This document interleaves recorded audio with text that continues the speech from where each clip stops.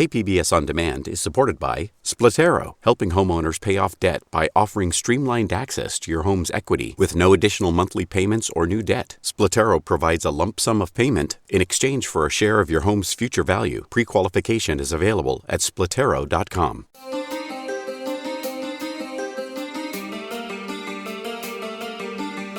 Welcome back to another episode of listener-supported KPBS Cinema Junkie podcast. I'm Beth Accomando.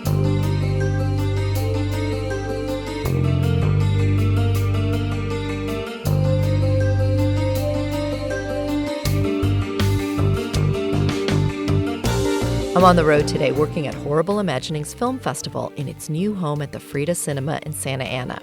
I serve on the selection committee, and I'm one of the judges for its awards. So if you're in the neighborhood, check out our lineup of films that attempt to push the envelope on how horror is defined. We have a smorgasbord of tasty horror treats. Today, I'm going to talk about Shakespeare. I wish everyone could share my passion for the bard. My parents raised me on Shakespeare. We had a Shakespeare board game, and I was seeing Shakespeare plays on stage from the age of 6 on. I distinctly remember my dad sharing his love of Shakespeare with me, and to prep me to see Richard III on stage at the Old Globe Theater in San Diego, he took me to the theater a few days before our tickets and made me put my ear up against the side door to hear the opening lines of the play. Now is the winter of our discontent made glorious summer by this son of York. In the hopes of encouraging you to seek out some Shakespeare on stage and on screen, I have a handful of interviews from theater and film people about how to adapt Shakespeare for a modern audience. I speak with director Kathleen Marshall about Much Ado About Nothing, then with playwright Will Power about reinventing Richard III, and finally to director Casey Wilder Mott and 2 of his stars about their new and wildly fun screen version of A Midsummer Night's Dream. But first, as part of a new feature I'm doing on the podcast, a quick review of something new. Puppet Master is a long way from Shakespeare, but it's hard to ignore a film franchise that has lasted almost 3 decades and produced almost a dozen films. Every year at Comic-Con, I have a booth just across the aisle from Full Moon Features and its creepy collection of puppets. The series, that launched in 1989, features a contingent of anthropomorphic puppets brought to life by an Egyptian spell. Each puppet has its own unique and deadly device. There have been 10 sequels, a non-canon crossover, and now a reboot called Puppet Master: The Littlest Reich. I have to confess that after seeing the first film decades ago, I've only caught glimpses of the numerous sequels, and I never felt hooked enough to follow the series all the way through. But I do love the puppets, which have quite a bit of personality. But what drew my attention to this reboot were the people involved. Charles Band, who came up with the original idea of the Puppet Master films, is producer. S. Craig Zoller, the brilliant director behind Bone Tomahawk and Brawl in Cell Block 99, is the writer, and gifted composer Fabio Frizzi delivers the score. How the hell did this low-budget, mostly straight-to-video franchise score people as talented as Zoller and Frizzi? That demanded attention, so I refreshed my memory by going back and watching the first film, and then diving into The Littlest Reich, that reboots the original story in the present day. Here's the deliciously fun trailer. Warning. This motion picture is one of the most violent films ever made. There are 21 scenes of puppet violence and sadistic cruelty graphically shown. The content and subject matter may be upsetting for those under 18, those with weak hearts, and those of delicate nature.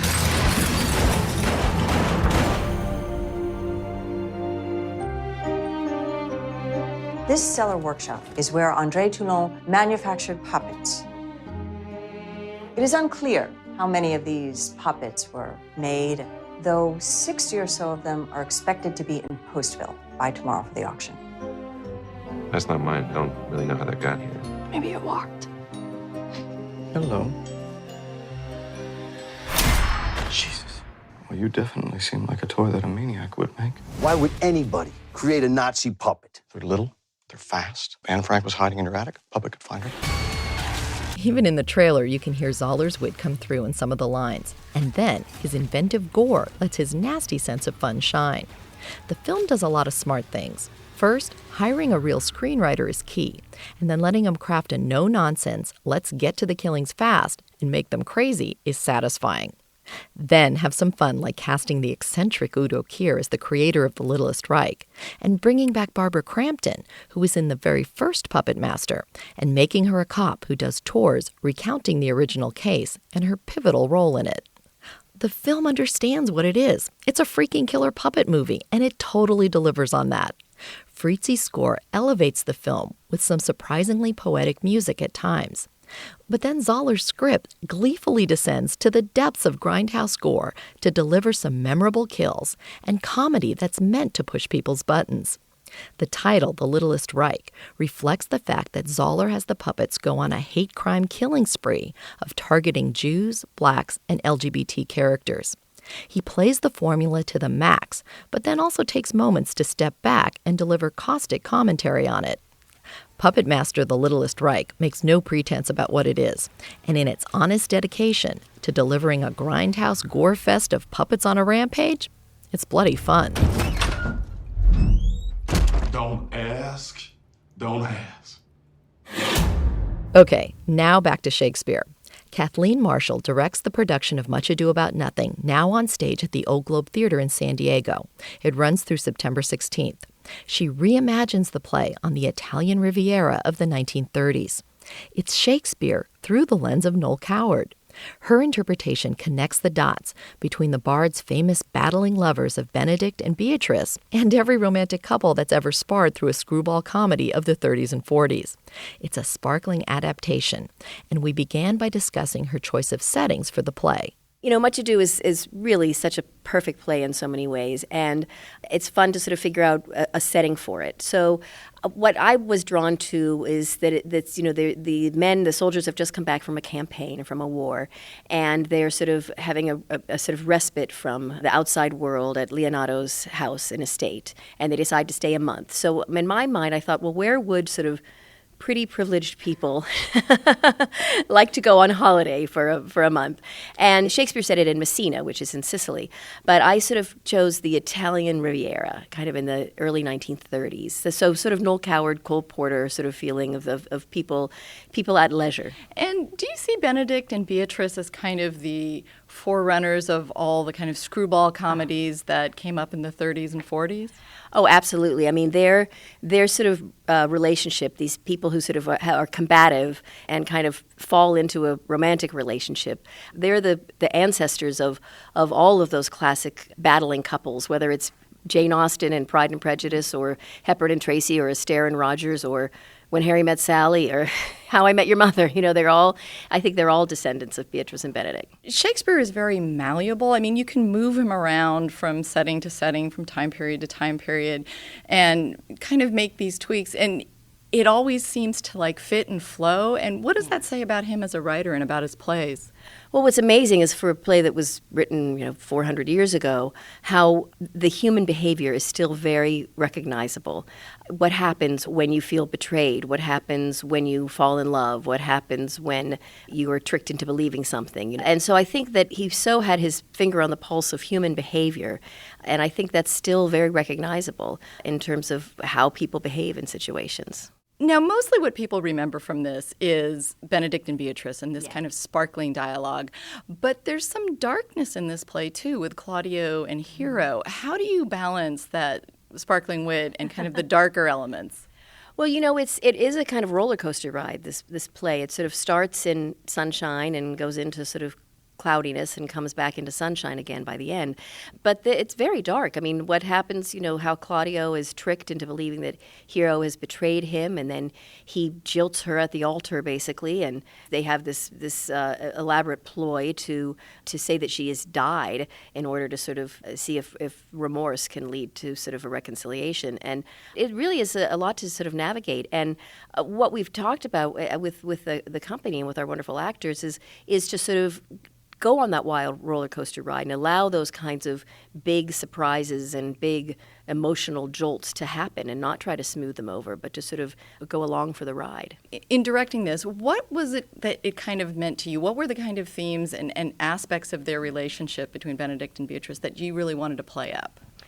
Well, I think really at the heart of this play is about sort of deception. And sometimes people are deceived for playful purposes, and sometimes they're deceived for more malicious purposes. And it's also about self-deception. And I think it's about Beatrice and Benedict sort of being able to release and give in to their feelings and their joy and their happiness. That was Kathleen Marshall, who's directing Much Ado About Nothing at the Old Globe Theater. If you can't make it to the Globe before September 16th, then I highly recommend Kenneth Branagh's lively screen version that succeeds brilliantly with its lead roles, but falters a bit with the supporting cast of Keanu Reeves and Michael Keaton. Joss Whedon's stripped-down, modern take on the play offers a top-to-bottom delightful cast, doing the Bard more as a Woody Allen black-and-white romantic comedy. Now, for a more radical reimagining of Shakespeare from playwright Will Power. He looks to Shakespeare's Richard III merely as inspiration. For Power, all plays begin with the language. For his new play, Seize the King, it was the heartbeat of William Shakespeare's iambic pentameter that drove his creation. He gives us a modern take on the tyrannical Richard III, done in a kind of hip-hop interpretation of the Bard's verse. The play is having its world premiere at the La Jolla Playhouse, and it runs through September 16th. We began by discussing how he first got introduced to Shakespeare. I think high school, I had a teacher, Mrs. Chandler, who introduced us to Shakespeare. And I thought it was cool, but I didn't really get into it till I got older. And also in college, I studied theater, and they rammed it down our throats, and Shakespeare and the Greeks and good stuff. But I don't know if we were too young. I just don't feel like, I don't know, for me personally, getting more experience, getting a richer history in my life has made me to really appreciate and understand the levels that exist in some of those classic texts. So high school, but really when I was older is really when I started to appreciate it. So what inspired you to tackle Richard III at this point? I think these times that we're in now, I think that sometimes I've always been a playwright that really kind of goes to big questions. And what I mean by that is I've never been one to do like the kitchen sink drama, like two couples, wrestling in the living room or fighting over some cappuccino, like the upper middle class fight. I'm like, what are the big questions? What are big questions? So I think that, I think the times we're in right now, the polarization, the dysfunction, the corruption that exists in society right now in our country, I think that sometimes to explore what's going on today, particularly in extreme times, you have to go back to the past and then reimagine what those ancient old stories are for today, and figuring out how can I write original works that kind of speak to the past but then shine light on today. So I think it was just what's going on today. I wouldn't say that Richard III in my play is necessarily any one person of today. It's not that kind of thing. But I think I'm interested in these human virtues and also these human faults that continue to pop up in our existence as humans, no matter if it's what the gender is, what the ethnicity is. You know what I mean? They pop up in different ways.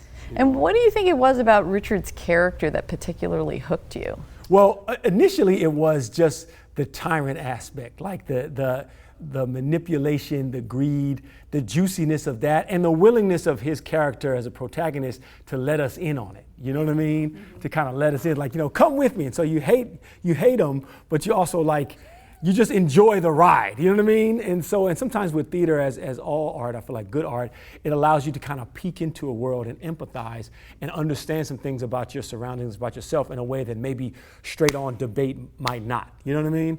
So that was the initial thing. What we've done with this is it's taken some really different turns. Like one thing we've tried to do without giving too much away is that okay, the rise to power, the lust for power, right? But then what is the toll that takes on a human spirit? And I don't think, if I'm not mistaken, I don't think Shakespeare got into that too much. I mean, it was the toll on a community, but not on Richard. You know what I mean? He kind of was just like going. Then he went. So this is really you also see kind of the toll it takes. When it comes time for Richard to address the prince in the tower, it's not necessarily an easy thing. And now this, the robes of the nephew, his garments, his birthright, his ritual, as much belonging to him as a funeral to an old man or a wedding to a giddy couple. His coronation, his feudal quinceañera will be mine. No royal gown for him. What would Gregor do? The old noble one. he that designs nobility. Well, he designs and I design sketches. In both mine and his require crimson, and both Hermes involved, though the tailor uses insects at the start of creation, and in mine maggots come after the deed is done. What if Gregor was called to kill a nephew in order to be taken? Would he do it? And I think for me, that's scarier when you show a tyrant with aspects of humanity as well. You know, I think it's easy to be like, this is this tyrant, this is this dictator, this is this genocidist, and he was 100% bad, evil, and he was that. But where were those moments when he was actually, you see the humanity? And that makes it even scarier and maybe more close, because that means that any of us theoretically could turn that way. But when you take a character and you make them just so evil, like, and that's all there is, we're like, oh, pay the rent, they need to go. But we don't get that empathizing character, that we can connect with. Not champion, not cheer on, but connect with. So I want to think about that. What is the passion, the lust, and the thrust for power, but also what is the toll that takes on somebody? And then how do these figures continue to reemerge in different eras? And that's the premise. And the premise is also like, how do they reemerge? And then, hopefully the good in us will also reemerge to, if not kill it, at least kind of hold it off, you know what I mean? So it doesn't overtake us. Yeah, I mean, the other thing that's been really fascinating is that, I've always been an explorer of form, different kinds of form. I spent a lot of my early years kind of innovating a new form of theater and a new kind of text within theatrical context, which was hip hop theater. And then I got into how do you embody traditional forms of theater? And I did that for 10 or 12 years, and that was good. This has been really fascinating because it's the first time that I've reached back to an older structural form and then created in that way. So it's in the iambs, it's in iambic pentameter, but it's kind of contemporary language bumping up against the classic forms. And so that's been really fun. Now listen, man, in Buckingham, listen good. A difference there is between not the whole truth and a lie. What do you mean? And in riddles, don't speak. Use common speech, as any can understand. Yes. Okay. The fact is, for you to get what you want, we need to make me the king. You understand what I'm saying? Is the way I'm speaking plain and common enough for you? By doing this, I've come to understand a little bit more how they were able to do that, because when you're in a form so much, then you just kind of start thinking in that form. It's like rap, if you're a rapper, you just start thinking in that meter, that specific meter. And so if you're improvising, you understand. So it's like their whole life was in that one meter. So when people come to this, they're not going to be getting Shakespeare's verse, but they're going to be getting kind of your reinterpretation. Yeah, there's absolutely no Shakespeare text in it. But it's almost like, here's what I thought about. This is going to sound kind of loopy, but when we think of Richard III or Hamlet, we think of Shakespeare. However, at that time, those were stories that were just in the canon, and many playwrights did their own version of it, just like the Greeks, So my idea was what if I was living back then, a brother chilling in Elizabethan times, and this was my version of Richard III. So it's definitely inspired by Shakespeare because that's the one we think of, but it's not really Shakespeare's words or his piece. It's more like, what is the context? What are those plot lines? What is that story? And then how do we tell it for our time? And what do you think it is about Shakespeare? His plays are 400 years old. People still kind of turn to them, and they seem to be very elastic, very malleable, that you can go to them and pull elements out, and they play well, however you want to kind of mash them up. Yeah, I mean, he's the greatest. I mean, there's two things that I'm drawn to. For me, first and foremost, it's the rhythm. It's the rhythm of the text. Not even just because the storylines are they're okay, but they're not the most complex storylines, but it's what he does with those. The way he breaks open a moment and kind of takes a moment and gets deeper with it. The Greeks did that well, and also some hip hop artists do that well. They'll talk about one moment and take a whole song to go poetically into one moment. I think today the most modern version of that is the hip hop artists, really. I can't think of anyone else that's really doing it. I mean, they're not theater artists, but as far as the poetry of it, the rhythm. So it's the rhythm that really draws me. If he says something, there are 2, 3, 4, 5, 6 meanings in that line.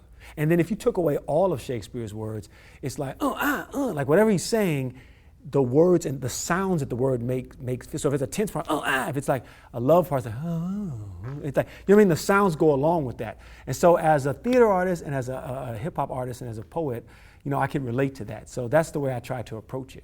But I think it's the rhythm first and foremost to me. It's, you know what I mean? Like the undercurrents, the subconscious, the visceral way that the words flow. And then I also think that part of what made him great is beyond him. I think he lived at a time of great change. It was at a time when the old was going out and the new was coming in, but the old was still there, So the printing press was just made available for like the average person. Before that, if you were an average person or even a middle class or whatever, you couldn't read a book. So that was coming in. They were rediscovering these Greek texts. The New World was, it wasn't new, but for them it was new. So they were discovering, oh my God, there's a whole new world going on. English as a language was coming into its own, So you had this real kind of coming together of all these forces. And what do you hope audiences will take away from this production? A lot of things. One of the main things I would say is I want us to have some real frank conversations about who we are as a nation and who we want to be. Who do we want to be? And who we want to be as a nation, also who we want to be as individuals, is that living up to what we're doing in practice? Everyone has to ask that. I have to ask that. Everyone has to ask that, Are my actions living up to my ideals and what I want to do? And I don't know if we'll ever get there, but we can definitely maybe do better. And so I want to try to provoke conversation, I want to provoke conversation. I want people to think about characters like Richard III and other people in here like Buckingham and Edward V who are in here, and think about do these archetypes exist today as we're illustrating? And if they do, what does that mean? Yeah, I want people to think. I want people to think about that. I want them to think a real hard look at really think about, where we are today and can things reoccur. I mean, there were some crazy things that happened in the 20th century, in the 19th century. Slavery in this country, the concentration camps. In Europe, genocide. I mean, crazy stuff. I'm not saying we're there yet, but I want people to think about are we going in that direction? Is that the direction we want to go in? I'll leave it at that. That was playwright Will Power. His Seize the King runs through September 16th at La Jolla Playhouse. If you can't make the show, I have the perfect screen adaptation of Richard III for you. It stars Sir Ian McKellen and gives us Richard as a kind of 1930s Warner Brother gangster clawing his way to the top. Screen adaptations of Shakespeare don't get any better than this. To this list of outstanding cinematic Shakespeares, you can now add Casey Wilder-Mott's absolutely delightful A Midsummer Night's Dream. The film moves the play to the present day, where Athens looks remarkably like Hollywood.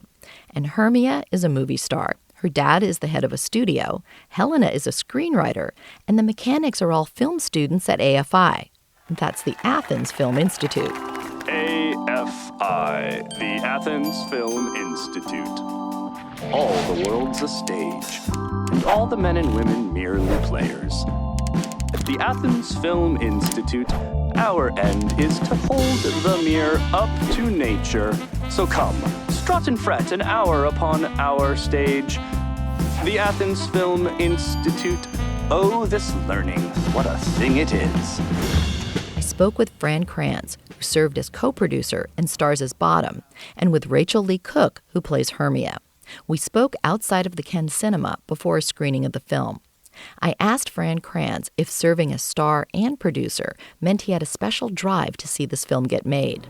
Yeah, it does, doesn't it? Yeah, no, I would never have thought of it that way, producer job. But yeah, Casey and I are old friends, so we went to college together, and we were kind of drinking buddies in school. And I had no idea. I knew he had an interest in Shakespeare and in theater, but I had no idea that he had this kind of thing in him, specifically this sort of creative or original take on Shakespeare. So he sent me this screenplay a few years ago, and I was kind of blown away by it. Immediately got in touch with him in LA. We went out to lunch together, and he asked me for help making the movie. And I basically sort of went to my phone book to kind of look for actors, cinematographers, editors, anyone I knew that could help us make a movie. And never set out to become a producer, just was enthusiastic about the movie and wanted to get it made. And I guess when it came time to assigning credit, all of a sudden I felt like I deserved it, just because of my enthusiasm and kind of love for the project, and specifically what Casey did with this great script, Now let me ask, do you remember what your first exposure was to Shakespeare, when you first kind of was introduced to it or first got a passion for it? I know the kind of turning point, the real pivotal moment, was high school. I did Merchant of Venice in high school, which I know is pretty typical. It happens all over the place, but it was one of those kind of revelatory moments where I really felt like it wasn't just something I had fun doing, theater or acting. It was something I believed I could do for the rest of my life. It felt like something fulfilling enough and deep enough and challenging enough and provocative enough that it seemed like something that I got the bug, basically, doing Shakespeare, and specifically that play. And Rachel, do you also have a bug for Shakespeare? I think I'm, no, it won't be anyone's surprise to anyone to hear me say that I definitely felt like the outsider on this one a little bit. No, Rachel did such an amazing job, because the lovers in particular really have the brunt, I'd say, of the Shakespeare, specifically in this film, because I think the mechanical characters get a lot of liberties to, there's a lot of ad-libbing and more colloquial kind of modernization of the language, and the fairies, there's a musicality and a playfulness to that world. Specifically, Saul and Mia actually sing a little bit, so there's a departure, I guess, from sort of what we think of as classical text, whereas the lovers are really stuck in it. Hamish and Lily are really seasoned Shakespeare actors. They've done Shakespeare in the Park in New York. Finn is another real seasoned theater actor. So I totally understand with Rachel having her fear of being put into this position, but you watch it and it's so seamless. The four of them are so good together, such great chemistry. Now, I perceive you have conjoined all three to fashion this false sport in spite of me. I am amazed at your passionate words. I scorn you not. Oh. Have you not set Lysander, as in scorn, to follow me and praise my eyes and face, and made your other love, Demetrius, who even but now did spurn me with his foot, to call me goddess, nymph, divine and rare, precious, celestial. Helen, I love thee. By my life, I do. Helen, I say I love thee more than he can do. If thou say so, withdraw. Prove it, too. Quick, Oh. come. Excellent. Lysander, we're too tense, all this. Hang on, thou cat, thou bird. Thou think, let loose, or I will shake thee from like a serpent. Why are you grown so rude? Out! Tawny tartar, out! Out, loathed medicine, oh hated potion, hence!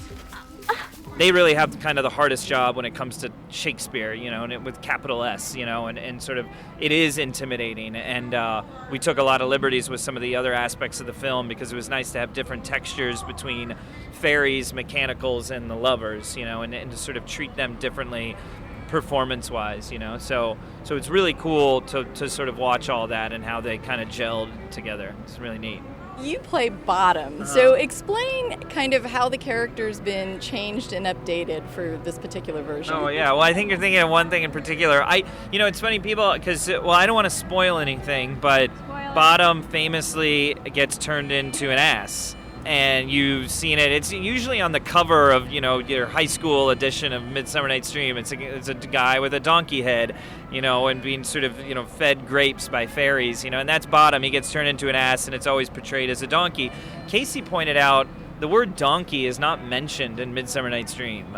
It's just Bottom or ass. And so Casey set out to make this modern version, modern adaptation, and it's in modern day LA or Athens, takes the place of Hollywood. It's sort of, there's a lot of sort of surrogate Hollywood sort of references, and when I was reading the script, I was surprised by the choice that he made in terms of the bottom transformation. But the reality is, if we were to turn Bottom into a donkey, it would have been incongruous with sort of the spirit of the adaptation as it was already established. So I thought there was really no other way to go with the transformation. I don't want to say it specifically. At this point, it's sort of hard not to know what I'm talking about, but I think it's really fun. But it's really fun. I think it works out. It's a sort of silly, practical, but there was a lot of sort of serious discussion about how anatomically correct it had to be or could be. It's also an independent movie, and we started making this thing about 2 weeks before we started shooting. So we were sort of at the mercy of just what we could pull off from budgetary standpoints, in a time crunch. And also, forgetting the whole Bottom bit, I always think Pyramus is sort of weirdly one of the more intimidating roles in Shakespeare because it has to be funny, It's a very short scene, and yet it sort of has to deliver. It's kind of the climax of this play in some ways. So I find Bottom to be, the character itself, very fun, but very, very challenging, It's sort of it's got this great tag at the end of it that is a lot of fun, and you get to be really silly with it, but there's a real sort of onus to deliver, with this character. So I found it to be sort of intimidating, and I hope people think it turned out well. I actually wasn't trying to lead you to a spoiler. I was actually wanting... You want to talk real character. I was talking more about the fact that he's more of an independent filmmaker, or part of an independent filmmaking group. Well, I thought that was brilliant, the how Casey defined the caste system of the play versus how he sees and perceives Hollywood, in the business. He'll tell you more about that, but I grew up in Los Angeles, and what I love so much about this screenplay, his adaptation, is that it not only changed the way I see the play, but it's changed the way that I see Los Angeles, in my home. The Mechanicals specifically are film students. They're AFI film students or Athens Film Institute instead of, American Film Institute. I thought it was kind of brilliant, and the Theseus, the king, is a sort of Hollywood executive. The lovers are a sort of combination of star actors or writers and agents, or what is Lysander, photographer, artists. Casey makes this point, and he'll tell you again, I'm sure. Hollywood has this wonderful way of being vertical in a horizontal way, and that a lot of cities, a lot of businesses there's just a sort of vertical access. You sort of climb the ladder of success. Whereas Hollywood, there's writers, and there's a level of success of the writers, a level of success in crew, a level of success in actors and executives and agents, and that Hollywood is sort of as tall as it is wide. It's one of the few businesses that's that way, and that really sort of, I think, enchanted Casey, and that's where he was able to sort of find the connection with this play, and that the play really covers so many sort of different types of people in society, with the lovers in the kingdom and then the mechanicals outside. So it's kind of this wonderful fit, and like I said, I think it's a great adaptation because it changed not just the way you look at the play. So often plays are just forced into a context, but the context in which it was put into, it's actually sort of changed the way I look at that. So I think it's sort of transcended that way, that it works on both those levels, And for you, what was it like shooting? Because in the play, once you move into the forest, there's this really kind of magical transformation that kind of takes place. So for you, what was it like shooting in the forest versus shooting kind of the scenes that were in the Hollywood Athens? Man, our forest was the woods of Topanga Canyon, and it was December. Oh my gosh. Yeah. I'm from Minneapolis, so I should not be saying that I was cold. I will never be allowed back there, but I was freezing. We were all freezing. We're laying on the stone cold ground with no cell phone reception. I'm not sure which is worse. And man, it was a tough shoot for the probably 8 days we were there, I'd say. It was a good portion of it. But in terms of how it was different from being in town, it felt the woods part of the shoot felt very kind of renegade. We were a very small crew with a very large lighting package, It looked utterly unbelievable. I can't stress to everyone who's even considering seeing this film how beautiful it is and how much you don't have to even be a fan of Shakespeare to love it, but especially those segments in the woods are worth it from a visual perspective.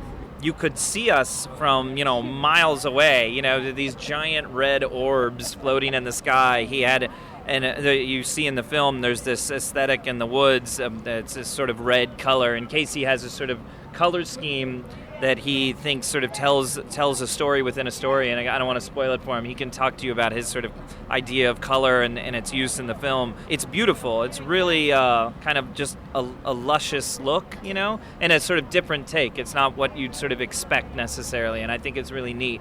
I don't know. It was really, really hard. Night shoots are hard anyway. Cold night shoots are harder, and doing Shakespeare at night in the cold in the woods, there was a sort of delirious kind of quality to the set, which is hard in the circumstances, is hard conditions, but I think it adds a sort of wonderful quality to the film and the performances that it gets a little weird out there, and that's kind of where that you go to the woods and sort of weird things happen and magic happens, and so I thought it was kind of nice, as much as it was sort of hard to deal with at the time. It's sort of a kind of art imitating life, imitating art sort of experience, so it was kind of nice to rough it a little bit, Yeah. It's a really beautiful film, really proud of it, and I hope everyone enjoys it.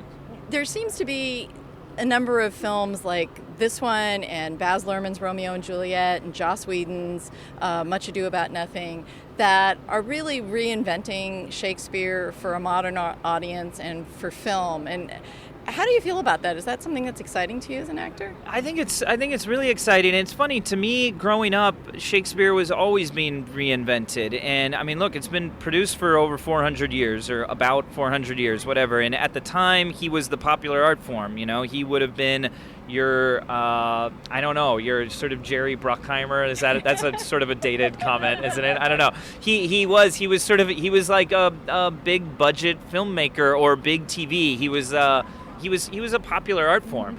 It was for the masses, and it was, a lot of his stuff was irreverent, and he was already, Shakespeare himself was taking old stories and messing them up. A lot of his stories are not completely original. They're sort of old themes or sort of old sort of contexts in which he sort of put in his own sort of a spin on them, And so we've always been kind of reinventing these stories, and I think I believe he would be completely enthused and inspired by the way artists today take and produce his work. And another thing that's wonderful about Shakespeare is that you usually, when you hear someone's doing it, often the question is, what play and how are you doing it? And I don't think of another artist or writer where that's a question. And yet with Shakespeare, we sort of accept at face value, or that the play will be changed and adapted in some form, and that's how we make it. It's sort of symbiotic with Shakespeare. I think that's a wonderful thing. So I hope that it will continue to be sort of dissected and reinvented for, many more centuries to come. That was Fran Kranz, along with fellow performer Rachel Lee Cook, talking about A Midsummer Night's Dream. Now we hear from director Casey Wilder Mott. I began by asking him if he remembered his first encounter with Shakespeare. I absolutely remember my first encounter with Shakespeare. I was living in Northern California. I was about 8 or 9 years old, thereabouts. And I lived in this kind of wooded, fantastical, mystical, mythical region of Northern California, the Redwood Coast, which is coastal, but sequoia trees and, lots of like kooky hippies live up there. And not surprisingly, I was really into anything fantasy literature and role-playing games and, of course, fantasy films. And, it was hard to get. This was like, the 80s and it was remote. So we didn't have Amazon or Netflix or anything. But I came across this movie, Excalibur, and I was like obsessed with it. It was a John Borman film. It's like quite well known and beloved in the sort of, fantasy film world subculture. And I must have watched it like 15 or 20 times. And one day I was at the video store, which was also the general store, which was also the post office, which was also the gas station in our little town. And they had, just like kind of a metal rack with like rotating 15 titles. And I saw this film that had like kind of a handsome, brooding young guy, and he was holding a sword, and there was a castle in the background, and a woman wearing kind of a medieval-looking outfit. And I thought, oh, wow, that's another movie like Excalibur, you know? So I asked my mom to rent it, and we took it home, and I popped it in the VHS player. And like immediately I knew I was watching something unusual because it was Hamlet. It was Franco Zeffirelli's Hamlet. And it had, you know, it was the production design that, you know, from a single image, you know, was able to draw me in and pique my interest given what my existing interests were at that, you know, young time in my life. But it was the language and the story that you know, really ended up kind of blowing me away and fascinating me. And I was by no means any sort of prodigy or anything. It wasn't like I could say I understood what was happening on screen or what they were talking about or even what the story was. But I do remember like potently being really like hooked and being really fascinated.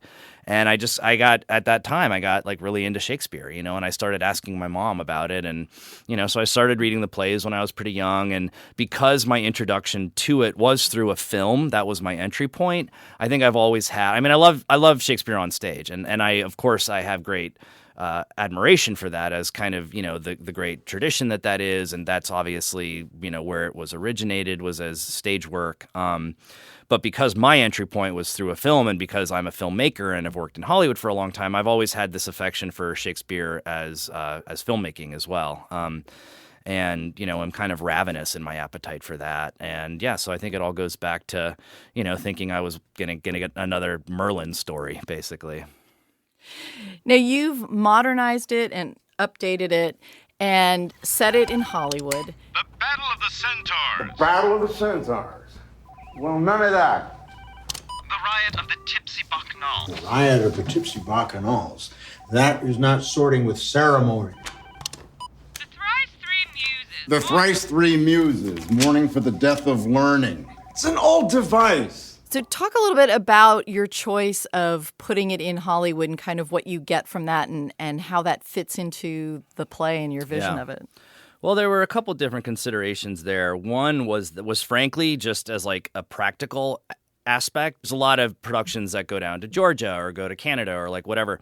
But at a certain level, it really just makes sense to stay where the crew and where the actors are. You know, you're not really saving any money because whatever you get back in tax credits, you know. So part of it was just a practical producerial consideration. I wanted to shoot a film in LA. Another part of it was that, you know, there is in Hollywood, there is this really interesting caste system, right? Where there's not just a vertical axis, and the vertical axis is kind of clear, and it's like how rich and famous and powerful are you? You know, are you Jeffrey Katzenberg? Are you Martin Scorsese? Or are you like the girl who just got off the bus from Topeka and she's like going to her first audition? But then there's this horizontal axis, right, which is like all about commerce on one extreme end of it, you know, and then all about artistry on the other extreme end of it, and you know, people everywhere on that axis in between. And I think it's really interesting that somehow all of these people are able to work together and, you know, make really great products, you know, that are both commercial products and are also artistic products.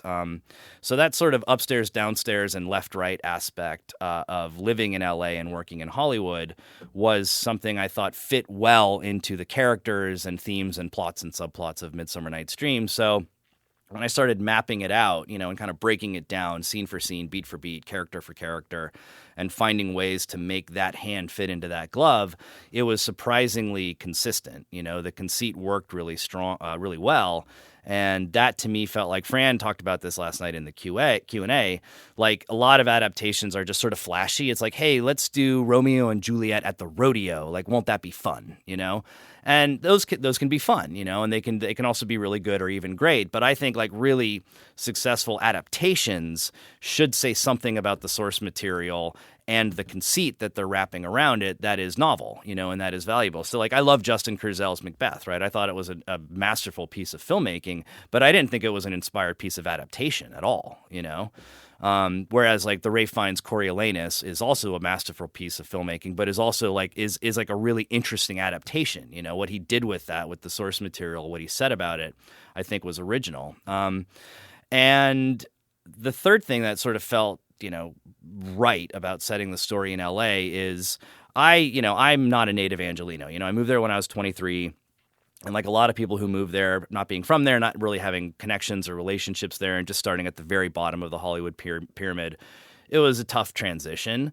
And I actually left for a couple years and kind of came back. And, you know, I didn't enjoy living in LA by any means. And I said I badmouthed LA in all the ways that people do. Oh, the people are fake and you're just in the car all the time and it's just sprawl and concrete and freeways and blah, blah, blah, blah, blah.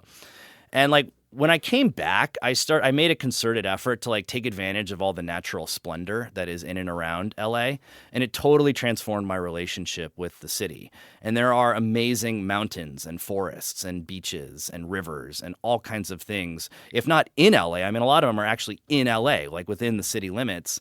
But if not that, they're like right outside, you know? And I think it's a shame that like more people who live in LA don't take advantage of that, because it's not hard to get to, you know? I mean, I know we all work really hard and, you know, the weekends are precious and, you know, maybe we don't want to get in the car and drive an hour to go somewhere when we spend the whole week in the car to begin with.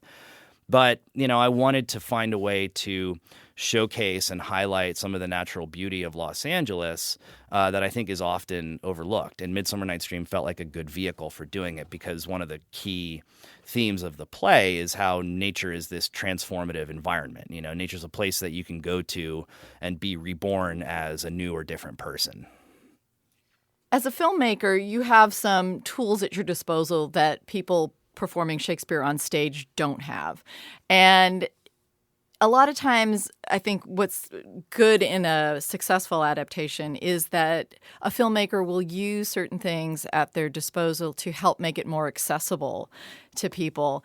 And you have a lot of fun with this, because you have like quotes pop up on magazines or on coffee cups. And, you know, I think seeing dialogue or seeing some of Shakespeare's text in like a graphic form reinforces it when people are watching it. So did you consciously go about like trying to find ways to make it a little more accessible to a modern audience, to people who maybe weren't as familiar with Shakespeare as you were? Yeah, I absolutely did. I mean, I wanted it to feel contemporary, you know? I mean, that for me was part of making the adaptation succeed. You know, it wasn't just about relocating the place to Los Angeles. We were also relocating the time. You know, we were making it contemporary, you know, early 21st century. And given that technologically mediated communication is such a like vital and omnipresent part of modern life, it felt inevitable that some of that was going to have to work its way into the screenplay. And I didn't want it to feel clever or flashy or anything. I wanted it to feel totally integrated and organic, because that is,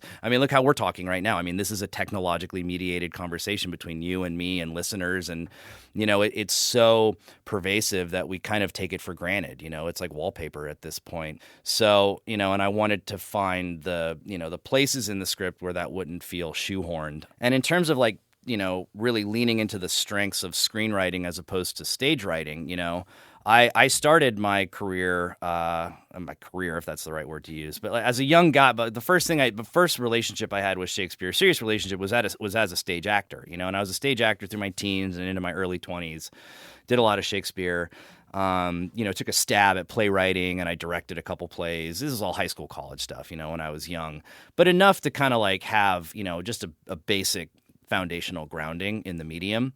And then, you know, for the last, you know, 10, 15 years, I've been working in Hollywood and got really familiar with, you know, the film format. And I realized that there are things that each does well and poorly differently, you know, and in order to take what was originally a piece of stage writing and adapt it to film writing, you have to be kind of conscientious and thoughtful about that. And I mean, I kind of know that intuitively, you know, I think I know that in my bones, and it's an easy thing to say.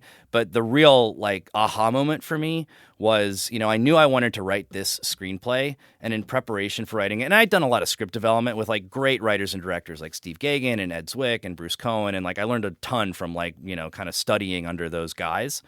But, you know, this kind of just personal exercise that I did when I took the Ray Fiennes' Coriolanus that John Logan adapted, and the Baz Luhrmann Romeo and Juliet that Craig Pearce wrote, and Joss Whedon's Much Ado that he wrote and directed. And I looked at the screen. I got a hold of the screenplays, and I looked at the plays, and I did like side by side, like a real close, you know, read of all three of those. And I was really struck by how many liberties those guys were willing to take with the original material, and that made me feel more confident in being able to go out and do that. And along this same time, I found this podcast that John Logan did with BAFTA, and he talks about writing that Coriolanus adaptation and how he had to go through 3 or 4 drafts. He was a playwright. I think he's like a Pulitzer Prize winning or drama. He's a very accomplished playwright. He was a playwright before he was a screenwriter. So obviously he's very indebted to Shakespeare. And he talks in this interview about feeling like I didn't know how to go about doing this. I'd never adapted Shakespeare before. It sort of felt like this is my idol. He was very excited to be working with Ralph Fiennes, and he thought Ralph had a really good take on the material. But he was so sort of, almost in awe of Shakespeare that it took him 3 or 4 drafts before he realized, if I'm going to make this an adaptation and say screenplay by John Logan, I've got to do something with it. I've got to really kind of get a little bit more muscular in my choices. And he is someone, as a screenwriter, I've always really looked up to. I think he's, really brilliant and, has led a pretty interesting career. So that was something I took away, don't be timid about slicing and dicing and reordering and eliminating characters and inventing characters and combining characters, reassigning dialogue from one character to another, one scene to another, because it was all in service of making it an effective screenplay. Put money in thy purse. Put money in thy purse. 3,000 ducats. Well, for 3 months. Well, yeah, for the which, as I told you, Antonio shall be bound. A stoop of wine, Maria. This is the best actor in the world. Either for tragedy, comedy, history, pastoral, comical, historical, pastoral, tragical, comical, historical, pastoral. Kill all the lawyers. Stand forth, Lysander. Well, and what I liked about it is you've updated, you've changed, but there is still a lot of the text is intact, and you really respect the poetry of the play. And one of the things that I really enjoyed was when Helena reads a poem, or it is presented as reading a poem at a coffee shop. Things base and vile, holding no quantity. Love can transpose to form and dignity. Love looks not with the eyes, but with the mind, and therefore is winged Cupid painted blind. Nor hath love's mind of any judgment taste, wings and no eyes, figure unheedy haste. And therefore, love is said to be a child, because in choice, he is so oft beguiled. As waggish boys in game themselves forswear, so the boy love is perjured everywhere.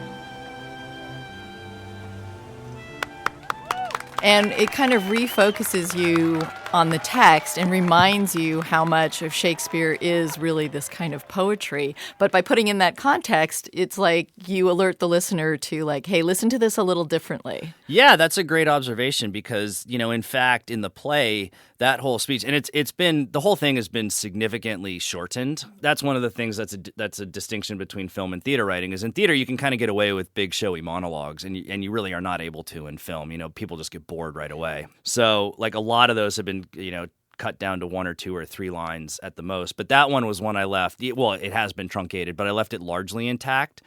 But in the play, it's a soliloquy. It's an aside. She's on stage by herself, and she's just thinking out loud, basically.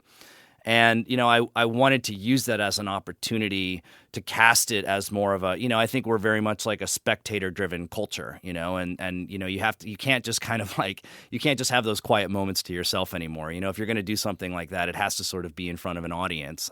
So that felt like a way to kind of a sly little way to contemporize that character a little bit. Also, just the fact that she was reimagined as a writer, and Helena. I tried to be thoughtful about who are these characters and who would they be in contemporary Hollywood.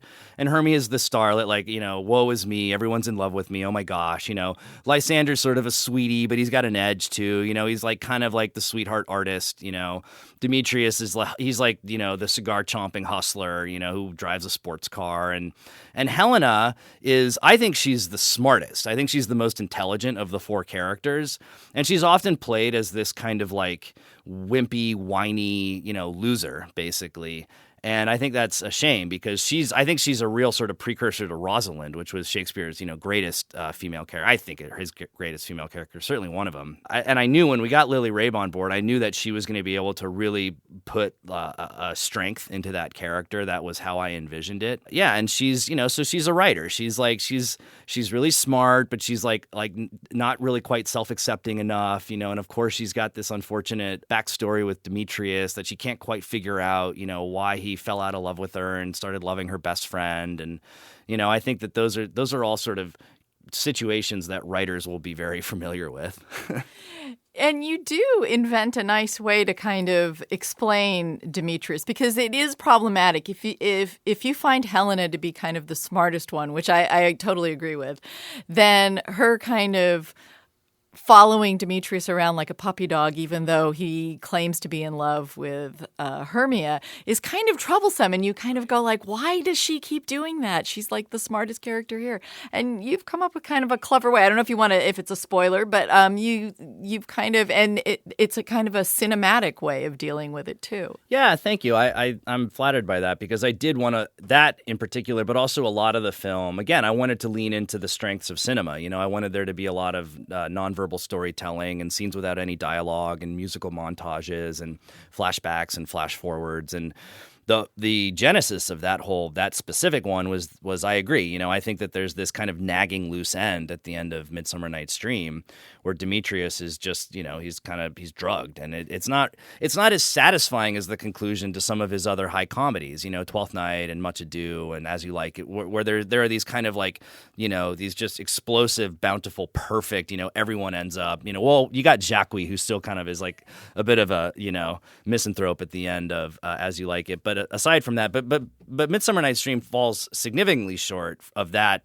standard, in a couple different ways, and the Demetrius Helena one is one of them. So I wanted to, without, being sacrilege about it, I wanted to, kind of fix that, see if I could find a way to address it.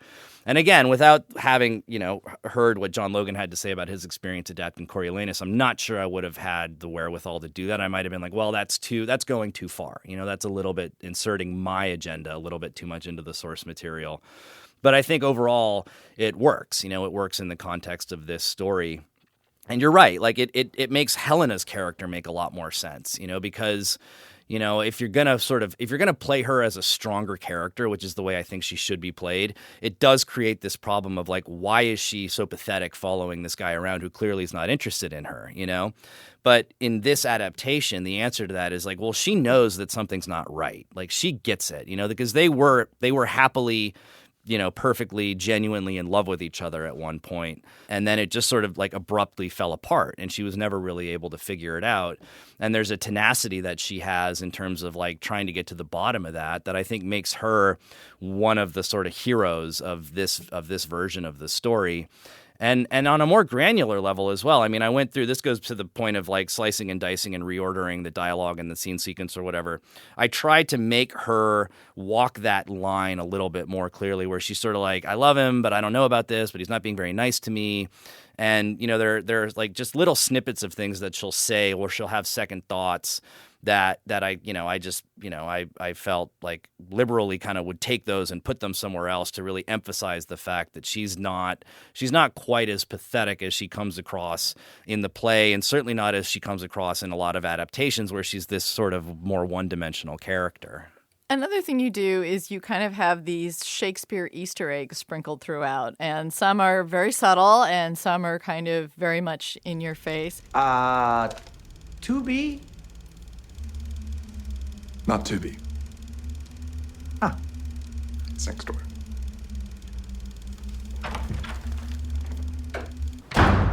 I wanted you to talk a little bit about some of them. I mean, you have some very fun ones like playing off of To Be or Not to Be.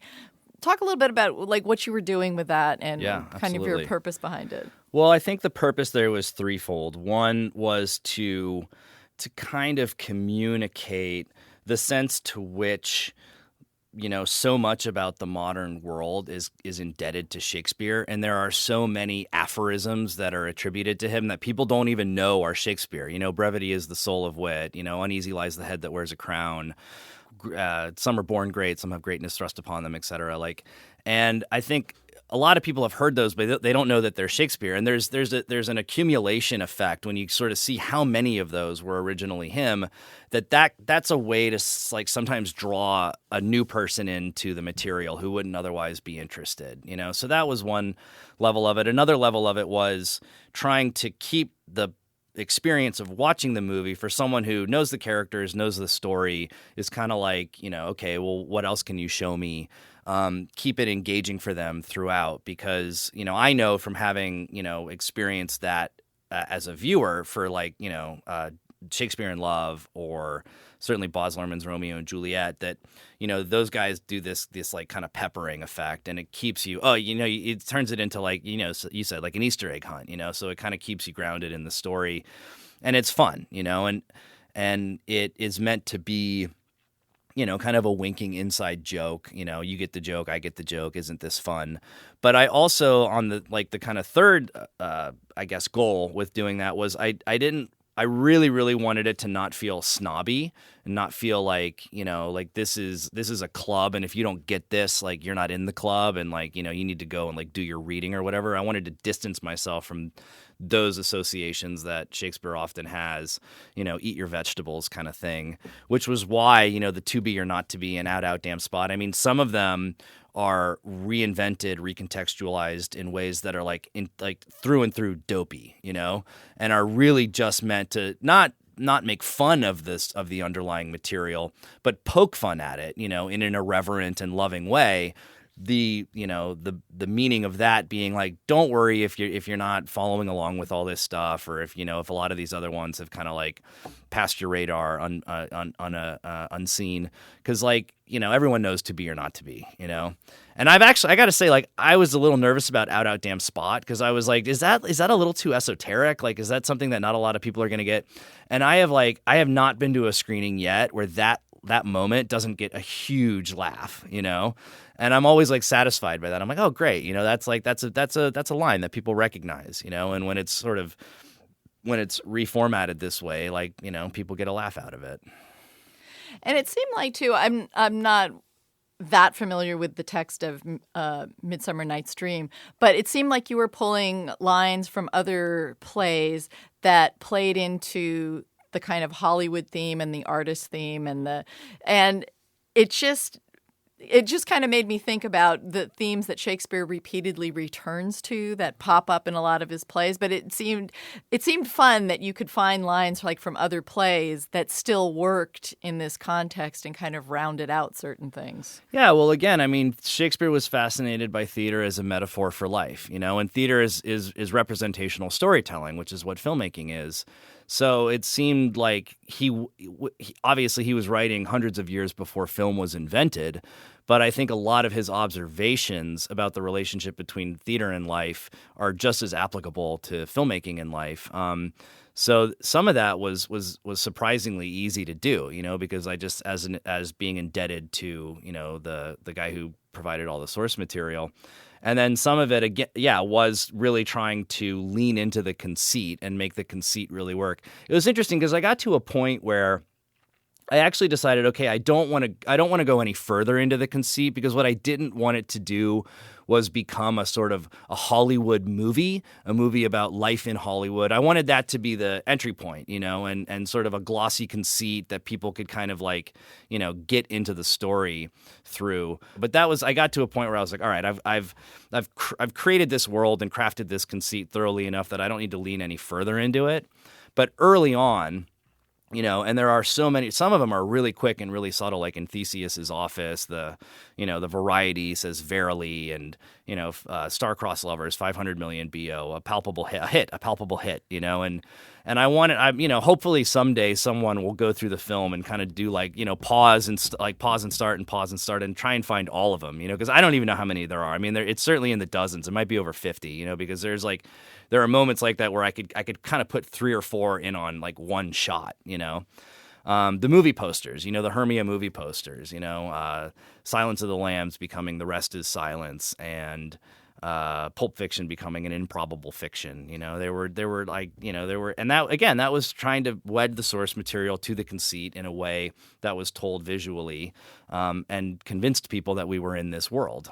And one of the very direct kind of connections you make is you have the mechanics, instead of being these players who, perform out in the forest, you have them as these independent filmmakers or these student filmmakers. Yeah.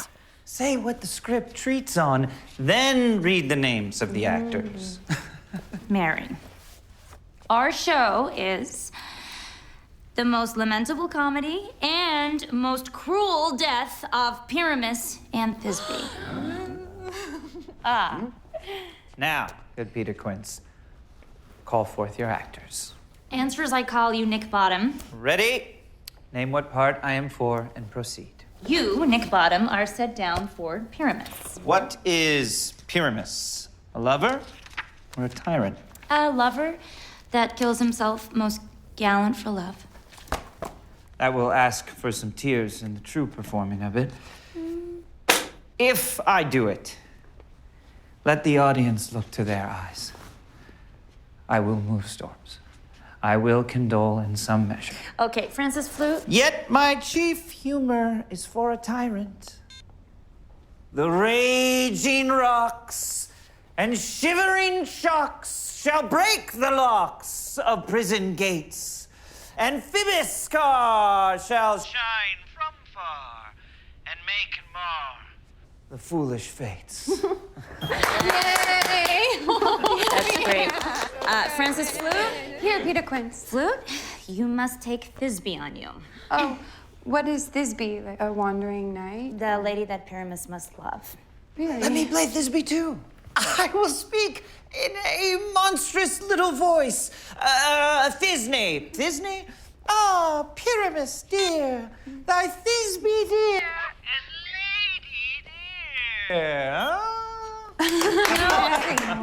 No, you must play Pyramus and Flute you Thisbe. Well, proceed. Snug, you Snout. you must play Pyramus' father, and Snout. Snug, you the lion's part. Have you the lion's part written? Pray you, if it be, give it me, for he is slow of study. Let me play the lion too. I will roar that I will do any man's heart good to hear me. I will roar that I will make them say, let him roar again. Let him roar again. You can't play no part but Pyramus! That just, again, it felt like the right way to recast that group of characters in the context of modern day Hollywood. When you're a working professional in Hollywood, which I am, and granted on like a relatively low end of the spectrum, I'm still just like a guy who has to like work for my meals like anyone else. But you tend to forget like how many people are in LA and other places, but they certainly tend to gather in LA who are on the other side of that wall. How many people are like dreaming about being able to do what you do, which is like make a living doing what you love, make a living as an actor or as a filmmaker or as a screenwriter or as a critic or whatever, because a big majority of people are not able to do that, and a lot of them end up going into other fields or going back home where they came from. And, there's nothing wrong with that. I mean, it's a competitive field, but I try, at least once every day to remind myself, wow, I'm really like fortunate to be able to do what I'm doing right now. I think that it's great that the town and the industry is big enough to, encompass all of those people. And the mechanicals, they're totally lovable. I have a really soft spot for the mechanicals. I always have in like every version of the play that I've seen. And I think when the sort of like the ineptitude of them is taken too far, it sort of is a disservice to the play and to the characters. I mean, clearly they're amateurs, clearly they're inept, but they're also meant to be the people at the end of the day that you end up rooting for, and you really want them in their own way and on their own terms to succeed, which is, of course, like in every version of this I've ever seen is exactly what ends up happening, in some way. They don't exactly like, win the Oscar, but they find a measure of success that they can be satisfied with, and that at the end of the day is what it's all about. I mean, I'm not getting ready. I'm not dusting off my Oscar tux for this film. But at the same time, like I'm very proud of it. And I'm really happy with the having gotten to this end of the experience. And I don't know. There's like a part of a mechanical in all of us. Even in Steven Spielberg and like Jeff Katzenberg, and like there's a little mechanical in everyone. So I wanted to construct those characters in such a way that hopefully it reminded us all of that. And what do you think it says about Shakespeare as a writer that you can kind of play with him in so many different ways? I mean, as we've seen these various adaptations where you can throw them into different time frames and, you can make them in all sorts of different ways. What do you think it says about him that he's kind of so adaptable and malleable? I think it says that, he was a brilliant person, and he was able to create characters and tell stories that were timeless, that synced in with timeless themes, timeless dilemmas, timeless questions that human beings face. Harold Bloom, who's a very famous Shakespeare scholar, he wrote a book called The Invention of the Human, in which he basically, argues that, Shakespeare was the first modernist, and beyond just being the first modernist, he was pretty much the person who invented the idea of human beings as we embody and understand it today. That his writing, and he's like, I think he's a little bit too far out on the spectrum in terms of his beliefs, but I think there's something defensible about what he thinks. And it's not for nothing that like these plays, these stories have been almost endlessly, reimagined and reinterpreted in different places, different time frames, different media. I mean, Shakespeare's plays have become movies. They've become books. I'm sure there's a podcast that's like, I'm sure they've become, like someone probably does 5-second Vine versions of Shakespeare. What's the 5-second Vine of Hamlet look like? And I mean, fridge magnet poetry. I mean, it's kind of like it's so endlessly pervasive in our culture today, in part because it just has become a self-fulfilling phenomenon, but also in part because there's a depth of, observation, brilliant observation about the human condition in so many of his plays that I wouldn't go so far as to say it's unmatched by anyone else, but it's pretty close. I mean, I do think he was sort of more than a great artist. I think he was almost like a what's the word I'm looking for? Like a not a messiah, but like something like a sage, or a saint, or like someone who, like tapped into things on another level that sort of elevated him above what he was. He was a playwright, right? But he could have been doing anything, and he would have created something that was just sort of extraordinary. That was director Casey Wilder-Mott. His film version of A Midsummer Night's Dream is currently in theaters, and look for it on Blu-ray and streaming soon. I'll let Puck bring this podcast to an end. If we shadows have offended, think but this, and all is mended, that you have but slumbered here, while these visions did appear, and this weak and idle theme no more yielding but a dream. Thanks for listening to another episode of Cinema Junkie. Listen for it every other Friday, and if you enjoy it, please make sure to share it with a friend. Till our next Film Fix, I'm Beth Accomando, your resident cinema junkie.